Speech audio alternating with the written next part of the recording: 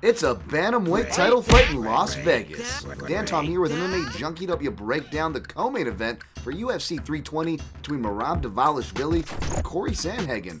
Sandhagen has spun the block of more than his fair share in main events and 5-rounders, and well, he best be prepared for a heck of a 5-rounder here. He is facing the machine, Merab Dvalishvili, who is well on his way up the pound-for-pound list and perhaps atop as well a proverbial GOAT list for bantamweight, if not well on his way there, according to most. However, styles make fights, and I feel like we got an interesting one on our hands.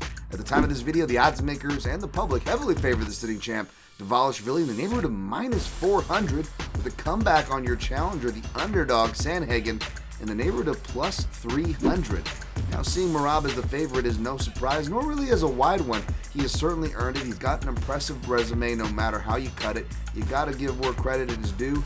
And Sandhagen has traditionally had trouble with takedowns and grapplers alike, especially if they're good with the submissions, like Merab's stablemate there, Aljamain Sterling. However, Merab doesn't really have that same finishing upside. Now, I know he's coming off of a crafty little ninja choke crank over Sean O'Malley in their rematch, which was his last outing. However, I'm not sure, even with the more aggressive ground and pound to give Merab credit, he's necessarily in that game over territory, nor is he with the striking. And Merab's a crazy guy like that. You can watch him and maybe, critique certain techniques, but the fact is he's a maniac. He puts it all together.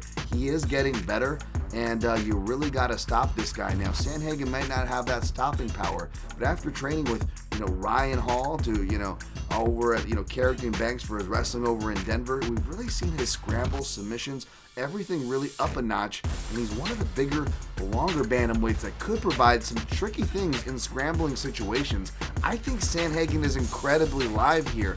Am I ballsy enough to pick him, folks? Well, you're going to have to check out my in-depth breakdown where you can find more stats and facts on both these characters, as well as my official prediction over at MMAJunkie.com, where you can find results this weekend.